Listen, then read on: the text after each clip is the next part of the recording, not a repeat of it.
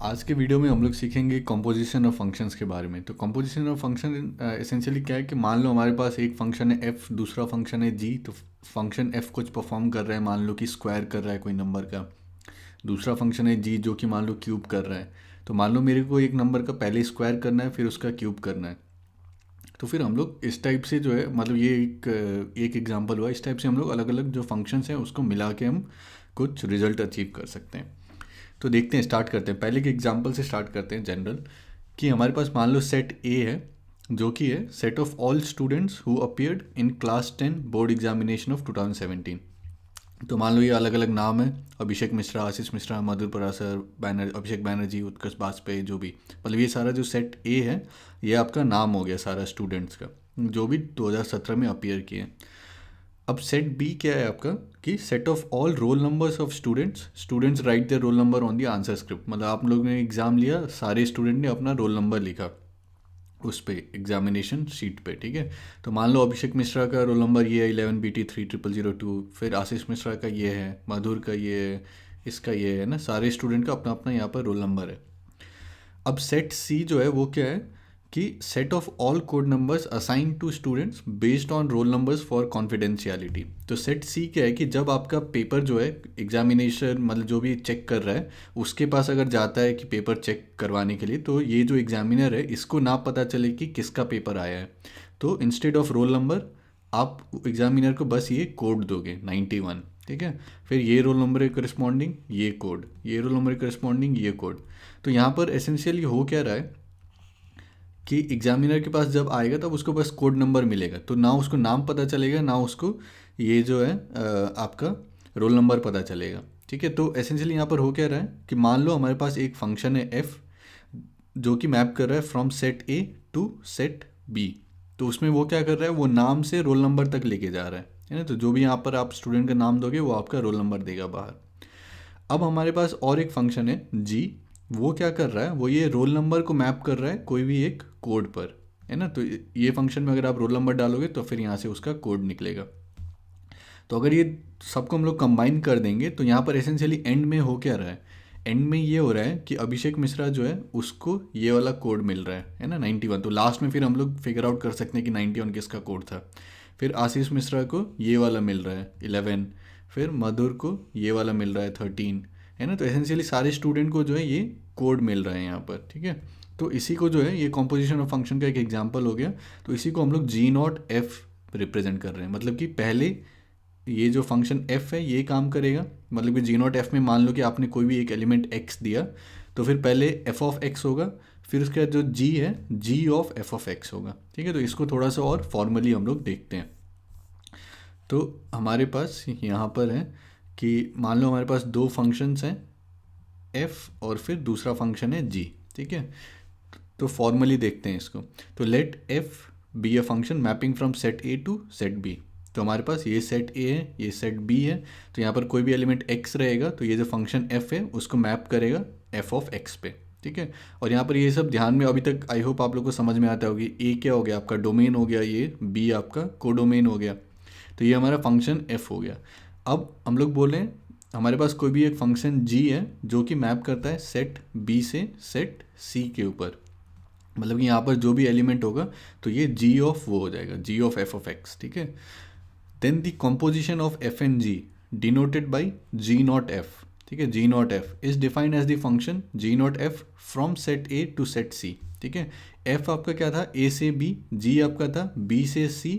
तो अगर आप G0F कहोगे तो वो क्या हो जाएगा, a से c तक, है ना, G0F। तो इसमें अगर आप x डालोगे तो आपको g of f of x मिल जाएगा, ठीक है।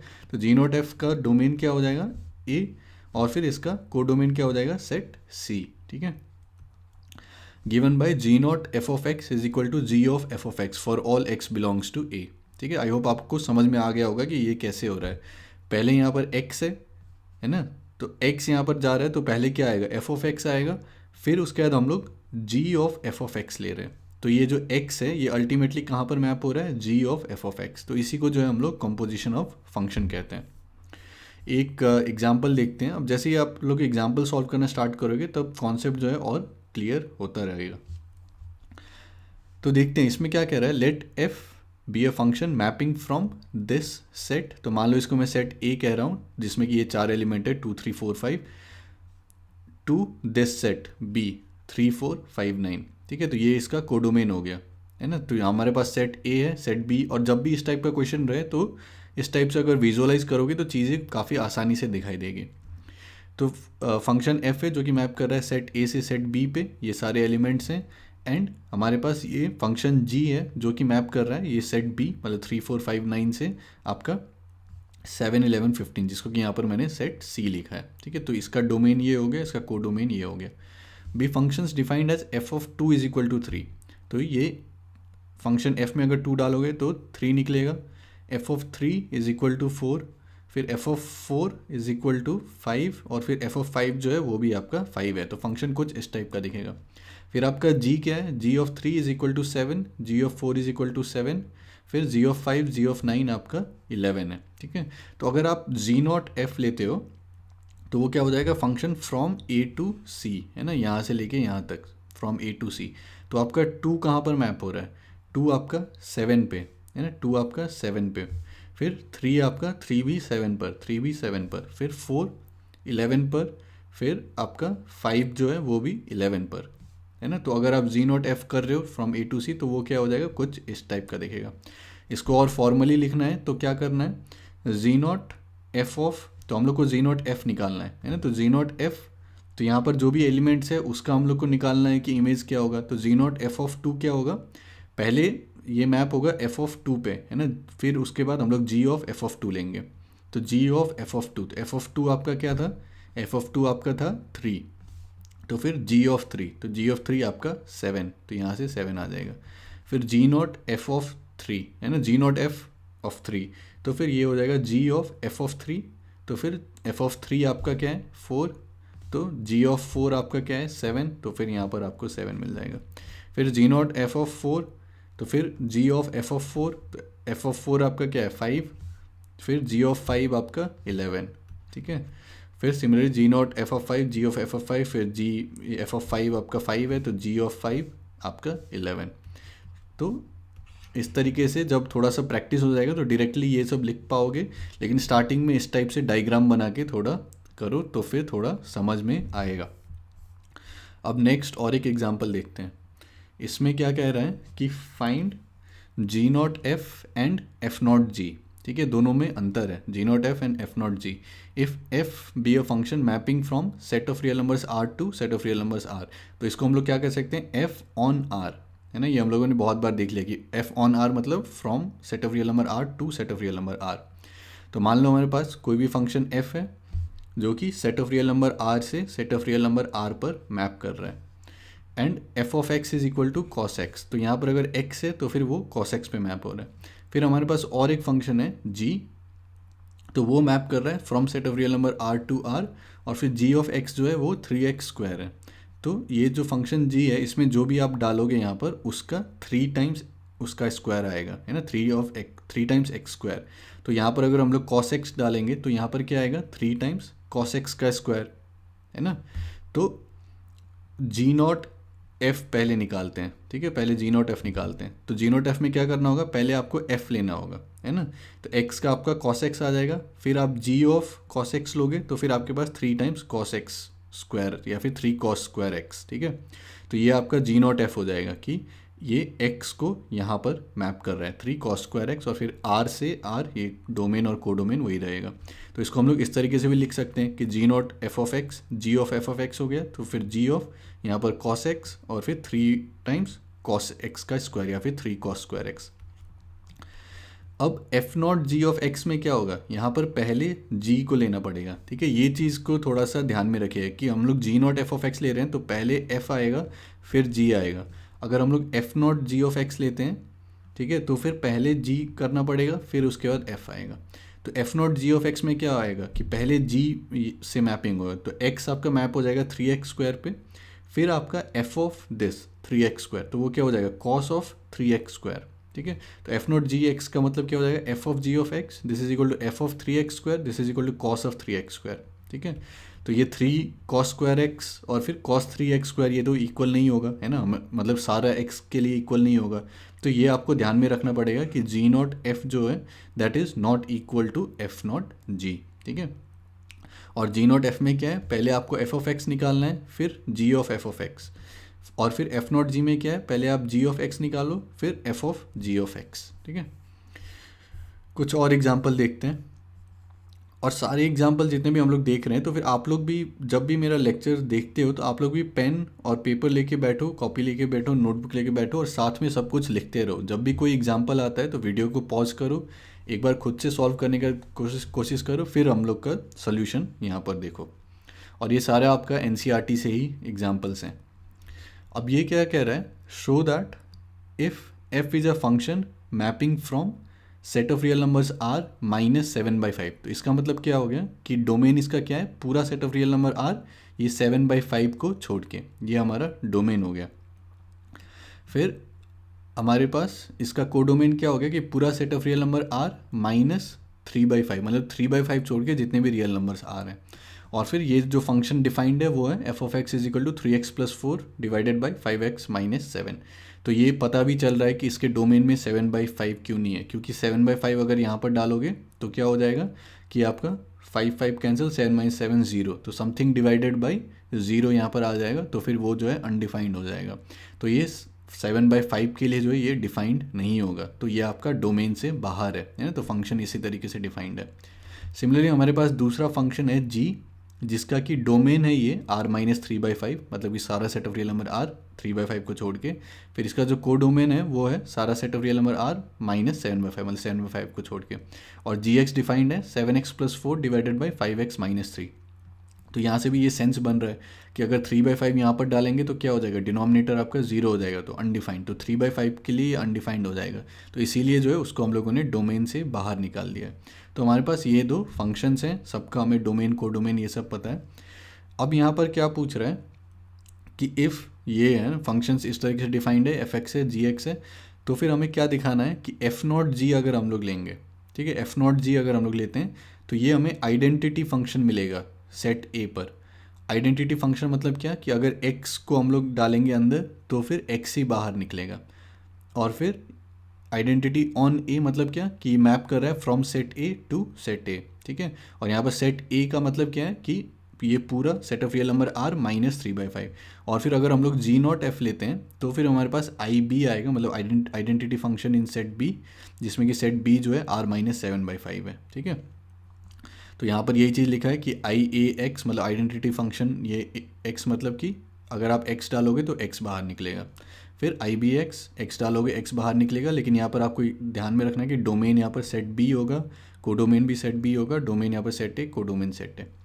सो these are called identity function set A and set B। तो देखते हैं कि ये चीज़ हो रहा है कि नहीं हो रहा है, तो हमें ये इवेल्युएट करना है f0g और फिर g0f। तो पहले हम लोग f0g देखते हैं, तो यहाँ पर विजुअली भी देखते हैं और यहाँ पर मैथमेटिकली देखते हैं। तो इसका मतलब क्या है, f0g(x) का मतलब क्या है कि पहले हम लोग को g(x) लेना पड़ेगा, है ना। तो g(x) आपका क्या है कि इसका डोमेन क्या है, r -3/5, और इसका कोडोमेन क्या है, r -7/5। तो यहाँ पर जो भी x आ रहा है ये मैप हो रहा है g(x) पे। तो पहले हम लोग को g(x) निकालना पड़ेगा, तो g(x) तो हमें पता है, ठीक है, 7x + 4 / 5x - 3। तो f(g)(x), तो f आपका क्या, gx आपका क्या है, ये 7x + 4 / 5x - 3। अब जैसे ये gx आ गया, अब हम लोग क्या करेंगे कि f(this) लेंगे, है ना, f(g)(x), तो फिर हमारे पास क्या आ जाएगा कि f(this), तो f(x) ये है, तो f(g)(x) क्या होगा कि यहाँ पर हम लोग x के जगह पर g(x) डाल देंगे, है ना। तो 3 times 7x + 4 / 5x - 3 + 4 / 5 times 7x + 4 / 5x - 3 -7। इसको अगर सिंप्लीफाई करोगे तो ये आएगा 41x / 5x - 3 टाइम्स 41/5x - 3। अब यहाँ पर आपको ध्यान में क्या रखना है कि हम लोग जो ये f0g(x) कह रहे हैं, तो इसका डोमेन क्या होगा, r -3/5, कोडोमेन क्या होगा, r -3/5, है ना। तो डोमेन में जो है 3/5 नहीं हो सकता है, तो ये जो x है ये आपका 3/5 नहीं हो सकता है। इसका मतलब ये वाला जो क्वांटिटी है ये आपका ज़ीरो नहीं हो सकता है, ये ज़ीरो नहीं हो सकता है। तो दोनों नॉन ज़ीरो क्वांटिटी है, तो फिर इसको हम लोग कैंसिल कर सकते हैं। ये आप लोग को ध्यान रखना पड़ेगा, क्योंकि बहुत बार गलती क्या करते हैं बच्चे कि ज़ीरो ज़ीरो को ही कैंसिल कर देते हैं, जो कि 0/0 फिर वो डिफाइन नहीं होगा, है ना। अगर नॉन ज़ीरो क्वांटिटी है तभी हम लोग उसको कैंसिल कर पाएंगे। और यहाँ पर नॉन ज़ीरो क्यों है? क्योंकि f0g का डोमेन क्या हो जाएगा, r-3/5। तो यहाँ पर 3/5 नहीं हो सकता है, तो फिर ये 41 कैंसिल होगा, फिर आपको x मिल जाएगा। तो यहाँ से हम लोग को क्या मिल रहा है कि f0g आपका क्या हो गया, f(g), जो कि हम लोग को फिर से x मिल रहा है। और फिर यहाँ पर डोमेन क्या होना चाहिए, r-3/5, और को डोमेन r-3/5। तो हमें इंडीड ये जो f0g है ये हमें आइडेंटिटी फंक्शन मिल गया सेट ए पे, जिसमें कि सेट ए आपका ये r-3/5 है। अब आप लोग सेम चीज़ g0f के लिए भी कर सकते हो, ठीक है। वीडियो को पॉज करके आप लोग खुद से एक बार ट्राई कर लीजिए, फिर हम लोग यहाँ पर देखते हैं सेम चीज़। तो g0f का मतलब क्या कि पहले आप लोग f लोगे, तो f आपके पास यही था 3x + 4 / 5x - 7, फिर इसका g(f) लोगे, है ना। तो g(f) फिर 7 टाइम्स जो भी यहाँ पे था तो इसको डाल देंगे, तो 3x + 4 / 5x - 7 + 4 डिवाइडेड बाय ये चीज़, इसको अगर फिर से आप लोग करोगे तो यहाँ पर फिर से x आ जाएगा। और यहाँ पर आपको जब ये कैंसिल करोगे आप लोग, तो ये कैंसिल में आपको क्या ध्यान रखना है कि यहाँ पर जो है डोमेन में 7/5 नहीं होगा, तो डिनोमिनेटर आपका जो है यहाँ से जो भी आएगा वो ज़ीरो नहीं हो सकता, मतलब ये वाला जो क्वांटिटी है ज़ीरो नहीं हो सकता, तो उसको हम लोग कैंसिल कर सकते हैं। तो ये फिर से क्या हो गया कि यहाँ पर डोमेन क्या होगा, r-7/5, को डोमेन क्या होगा, r-7/5। तो ये g0f क्या हो गया, आइडेंटिटी फंक्शन हो गया ऑन दिस सेट r-7/5, ठीक है। तो इस टाइप से जो है लॉजिकली सब कुछ को समझिए, कुछ भी रटिए मत। अगर समझ में नहीं आ रहा है जो मैं बोल रहा हूँ तो फिर से वीडियो को देखिए 1-2 बार, लेकिन जब तक कॉन्सेप्चुअली पूरा क्लियर नहीं हो जाता है तब तक करते रहिए। और एक एग्जांपल देखते हैं।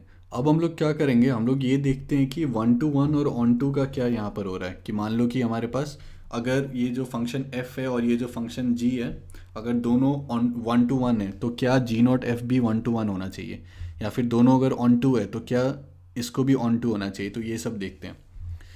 तो इसमें क्या कह रहा है, शो दैट इफ़ f, मतलब f हमारे पास एक फंक्शन है from set a to set b, and g हमारे पास एक फंक्शन है from set b to set c, are 1-to-1, मतलब दोनों ये जो फंक्शन है 1-to-1 है। देन फिर जो हमारे पास g0f आएगा composition from set a to set c, तो ये जो होगा ये भी हमारा 1-to-1 होगा। तो हम लोग यहाँ पर क्या करते हैं, एक एग्जाम्पल ले लेते हैं कि मान लो हमारे पास सेट ए में ये सारे एलिमेंट्स है 2, 3, 4, 5, सेट बी में ये है चारों एलिमेंट्स 3, 4, 5, 9, सेट सी ये 7, 11, 15, 19। ये हम लोगों ने खुद से एग्जांपल लिया है। तो यहाँ पर अगर f जो है हमारा 1-to-1 है, तो इसका मतलब क्या है कि यूनिक एलिमेंट जो यहाँ पर है सबका अपना अपना यहाँ पर डिस्टिंक्ट इमेज होना चाहिए, है ना। तो 2 का अपना होगा 3, 3 का अपना 4, 4 का 5, 5 का 9। फिर अगर ये 1-to-1 है तो इसका मतलब ये भी आपका, मतलब सबका अपना डिस्टिंक्ट होना चाहिए। तो अल्टीमेटली क्या हो जाएगा कि आपका 2 का एक डिस्टिंक्ट मिलेगा, 3 का एक डिस्टिंक्ट मिलेगा, 4 का अपना, 5 का अपना। तो फाइनली जो फंक्शन मिलेगा हम लोग को g0f from set A to set C, ये भी हमारा 1-to-1 हो जाएगा। तो अगर ये दोनों फंक्शन एफ जी दोनों 1-to-1 है तो हमारा जो g0f है वो भी 1-to-1 होगा। और इसको फॉर्मली अगर लिखना है तो 1-to-1 का कंडीशन क्या था कि अगर g0f जो फंक्शन है 1-to-1 है तो फिर g0f of x1 is equal to g0f of x2, then this should imply that x1 is equal to x2, है ना। ये हम लोगों ने पिछले लेक्चर में देखा था। तो ये चेक करते हैं हो रहा है कि नहीं हो रहा है।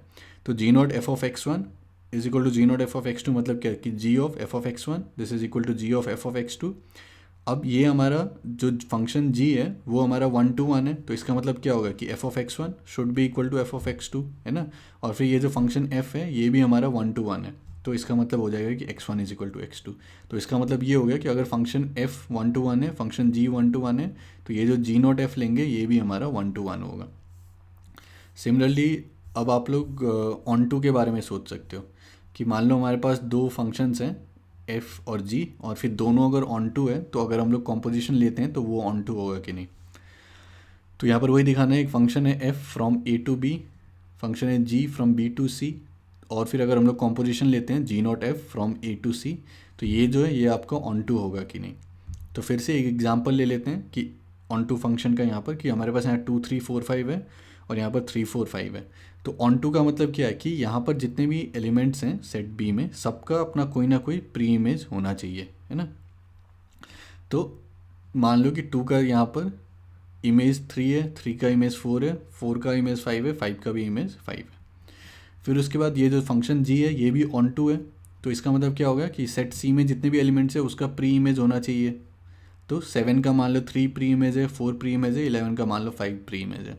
तो यहाँ से अगर दोनों को हम लोग साथ में कंबाइन करेंगे तो क्या हो जाएगा कि 2 का 7 हो जाएगा, 2 का 7, फिर 3 का 7, 4 का फिर 11, 5 का फिर 11। तो हम लोग यहाँ पर देख सकते हैं कि 7 का प्री इमेज है, 11 का प्री इमेज है, तो ये जो फंक्शन है ऑन टू हो गया।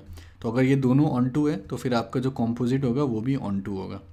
ठीक है, तो इसको अगर फॉर्मली लिखना है तो फॉर्मली हम लोग क्या लिख सकते हैं कि कोई भी आप एक आर्बिट्ररी एलिमेंट ले लो, ये जो सेट सी में है ना, कोई भी एक आर्बिट्ररी एलिमेंट ले लो z, तो there exist a pre image of y of z under g such that g y is equal to Z.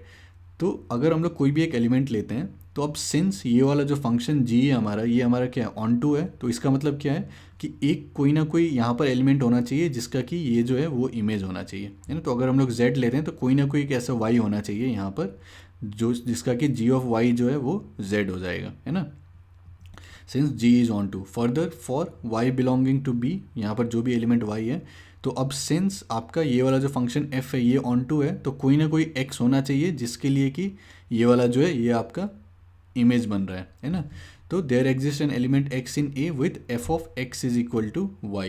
ठीक है, since f is onto, तो फिर क्या हो जाएगा कि हर z के लिए एक y होना चाहिए और हर y के लिए एक x होना चाहिए। तो इसका मतलब क्या होगा कि हर z के लिए जो है आपके पास एक x होना चाहिए, है ना। तो g not f of x is equal to g of x is equal to g of y is equal to z, showing that g not f is onto. I hope आप लोगों को ये वाला logical समझ में आया होगा कि ये आपका ऑन टू है तो यहाँ पर जो भी एलिमेंट z है उसका एक y होना चाहिए, है ना। और फिर क्योंकि ये भी ऑन टू है तो यहाँ पर जो भी y है उसका एक x होना चाहिए। तो फिर इसका मतलब क्या होगा कि जो भी यहाँ पर z है उसका कोई ना कोई यहाँ पर x होना चाहिए। तो अगर ये दोनों ऑन टू है तो ये जो कॉम्पोजिशन है वो भी आपका ऑन टू होगा। अब नेक्स्ट हम लोग क्या पूछ सकते हैं कि अगर हमारा जो कॉम्पोजिट फंक्शन है अगर वो 1 to 1 है तो क्या नेसेसरी है कि दोनों f और g दोनों 1 to 1 होने चाहिए। तो consider functions f and g such that composite g not f is defined and is 1 to 1। तो अभी तक हम लोग क्या देख रहे थे कि अगर ये f और g ये दोनों 1 to 1 है तो हमारा जी नॉट एफ 1 to 1 होगा। लेकिन अब हम लोग उल्टा पूछ रहे हैं कि अगर जी नॉट एफ हमारा 1 to 1 है तो क्या नेसेसरी है कि f और g दोनों 1 to 1 होने चाहिए। तो ये हम लोग सीधा एक एग्जांपल देख लेते हैं कि ज़रूरी नहीं है। तो मान लो कि हमारे पास यहाँ पर सेट A है, ठीक है, जिसमें ये 4 एलिमेंट्स हैं 1 2 3 4। सेट B है जिसमें ये 6 एलिमेंट्स हैं। सेट C है जिसमें ये 1 2 3 4 5 6 है। तो जी नॉट एफ जो है वो हमारे पास कुछ इस टाइप से है। मान लो कि 1 आपका मैप हो रहा है 1 पे, 2 मैप हो रहा है 2 पे, 3 मैप हो रहा है 3 पे, 4 मैप हो रहा है 4 पे। और f जो है f यहाँ पर हमारे पास ये था कि 1 1 पे, 2 2 पे, 3 3 पे, 4 4 पे, फिर यहाँ पर 1 1 पे, 2 2 3 3 4 4 5 5 पे, 6 6 पे। तो यहाँ से हम लोग क्या देख सकते हैं कि ये जो फंक्शन f है ये हमारा 1 to 1 है ना। ये जो फंक्शन g है ये हमारा 1 to 1 नहीं है ना। 1 to 1 यहाँ पर मिनी टू 1 है। लेकिन ये जो हमारा जी नॉट एफ है ये हमारा 1 to 1 है। ठीक है, तो अगर जी नॉट एफ हमारा 1 to 1 है तो नेसेसरी नहीं है कि दोनों 1 to 1 होना चाहिए। नेसेसरी ये है कि ये जो पहला वाला फंक्शन है ये 1 to 1 होना चाहिए। ठीक है, ये हम लोग जनरली यहाँ पर बोल दे रहे, पूरा प्रूव नहीं कर रहे हैं, लेकिन इसके बारे में अगर थोड़ा सा सोचोगे कि जी नॉट एफ अगर 1 to 1 है तो इसका मतलब क्या है कि जी नॉट एफ मतलब क्या कि वो सेट ए से सेट सी पे मैप करेगा और ये जो एफ है वो भी सेट ए से सेट बी पे मैप कर रहा है। तो अगर जी नॉट एफ आपका 1 to 1 है तो इसका मतलब यहाँ पर जितने भी डिस्टिंक्ट एलिमेंट्स हैं सबका डिस्टिंक्ट इमेज होना चाहिए, है ना। तो इसका मतलब क्या होगा कि सेट ए में यहाँ पर जितने भी डिस्टिंक्ट एलिमेंट हैं तो इसका डिस्टिंक्ट इमेज होना चाहिए। तो अगर ये आपका 1 to 1 है तो ये जो फंक्शन f है ये भी 1 to 1 होना चाहिए। लेकिन नेसेसरी ये नहीं है कि ये जो फंक्शन g है ये भी आपका 1 to 1 हो, ये आपका मिनी टू 1 हो सकता है। ठीक है, तो ये अगर 1 to 1 है तो ये ज़रूरी है कि ये 1 to 1 होना चाहिए। ठीक है, तो इसी चीज़ को यहाँ पर फॉर्मली लिखा गया है, ये आप लोग खुद से पढ़ सकते हो। ठीक है, अब नेक्स्ट देखते हैं कि ऑन टू का क्या हो रहा है। तो ऑन टू का मतलब क्या है कि तो क्वेश्चन में क्या कह रहा है कि are f and g both necessarily onto if g not f is onto. तो हमारे पास मान लो कि ये जी नॉट एफ है जो कि एक ऑन टू फंक्शन है। तो ऑन टू का मतलब क्या है कि यहाँ पर जितने भी इमेज हैं, मतलब जितने भी एलिमेंट्स हैं, तो सब एलिमेंट का कोई ना कोई प्री इमेज होना चाहिए, है ना। तो इसका मतलब क्या हो जाएगा कि ये जो अगर हम लोग इस तरीके से लिख रहे हैं तो यहाँ पर ये जो जी है, तो यहाँ पर जितने भी एलिमेंट्स हैं इसका कोई ना कोई प्री इमेज होना चाहिए। तो इसका मतलब क्या है कि ये अगर ऑन टू है जी नॉट एफ, तो ये जो फंक्शन जी है इसका ऑन टू होना ज़रूरी है। ये अगर ऑन टू है तो फिर इसका ऑन टू होना ज़रूरी है। लेकिन ये वाला जो फंक्शन है एफ, इसमें ज़रूरी नहीं है कि ये ऑन टू हो, यहाँ पर एक्स्ट्रा एलिमेंट्स हो सकते हैं, है ना। इसको थोड़ा सा ध्यान दे के सोचिएगा तो समझ में आ जाएगा। ये एक एग्जांपल हम लोगों ने लिया है कि 1 मैप हो रहा है इस पे, 2 3 ये यहाँ पर, और ये इस टाइप से हमारे पास ये जी नॉट एफ मिल रहा है। और फिर यहाँ पर ये जो जी वाला है ये हमारा ऑन टू है, लेकिन ये वाला जो है ऑन टू नहीं है, ठीक है। तो अगर ये हमारा कॉम्पोजिट फंक्शन ऑन टू है तो ये जो जी वाला है ये हमारा ऑन टू होना चाहिए, लेकिन ये एफ जो है ऑन टू नहीं भी हो सकता है। और ऐसा क्यों हो रहा है? क्योंकि यहाँ पर जितने भी एलिमेंट्स हैं सबका प्री इमेज होना चाहिए। तो यहाँ पर जितने भी एलिमेंट्स हैं सबका प्री इमेज होना चाहिए, तो फिर ये जो फंक्शन जी है ये आपका ऑन टू हो जाएगा। तो अगर अभी मैं समराइज़ कर दूं हम लोगों ने जो भी देखा था, तो पहले हम लोगों ने क्या देखा था कि अगर हमारे पास ये फंक्शन f 1 to 1 है और फंक्शन g ये भी 1 to 1 है, तो फिर नेसेसरी है कि ये जो आपका जी नॉट एफ है ये भी आपका 1 to 1 होगा, है ना। ये हम लोगों ने एक एग्जांपल में देखा था। फिर हम लोगों ने क्या देखा कि अगर ये फंक्शन f आपका ऑन टू है, फंक्शन g आपका ऑन टू है, तब फिर नेसेसरी है कि ये जो आपका कॉम्पोजिट बनेगा जी नॉट एफ ये भी आपका ऑन टू बनेगा। फिर हम लोगों ने लास्ट 2 एग्जाम्पल में हम लोगों ने क्या देखा कि अगर जी नॉट एफ 1 to 1 है तो फिर नेसेसरी है कि ये जो फंक्शन f है ये आपका 1 to 1 हो। फिर ये जो फंक्शन g है ये हो भी सकता है, नहीं भी हो सकता है 1 to 1, ठीक है। और अगर आपका जी नॉट एफ ऑन टू है तो फिर आपका ये जो फंक्शन g है ये नेसेसरीली ऑन टू होना चाहिए, और ये जो फंक्शन f है ये ऑन टू हो भी सकता है, नहीं भी हो सकता है, ठीक है। तो ये सारा जो प्रॉपर्टीज़ हैं काफ़ी इंपॉर्टेंट प्रॉपर्टीज़ हैं, क्योंकि बाद में जब हम लोग इन्वर्टिबल फंक्शन पढ़ेंगे तब ये सब चीज़ समझ में आएगा आप लोगों को कि क्यों इंपॉर्टेंट है ये सारा प्रॉपर्टी। तो ये सब अच्छे से पढ़िए, डोमेन, कोडोमेन, रेंज, ये सब अगर कन्फ्यूज़न हो रहा है तो फिर मेरा जो पिछला लेक्चर है या फिर क्लास 11 का जो है रिलेशन फंक्शन सेट्स, वो सब जाके एक बार देख लीजिए सारा। और तो आज के लिए यहीं तक रखते हैं, और फिर अगले वीडियो में हम लोग इन्वर्टिबल फंक्शंस जो हैं वो सब पढ़ेंगे, ठीक है। और इन्वर्टिबल फंक्शन बहुत इंपॉर्टेंट रहेंगे कि आपका इन्वर्स जब हम लोग जाएंगे, इन्वर्स ट्रिगोनेटिक फंक्शन स्पेशली अगर जो पढ़ोगे तो उसमें बहुत नेसेसरी रहते हैं। तो इसके साथ बहुत बहुत धन्यवाद और मिलते हैं अगले वीडियो में।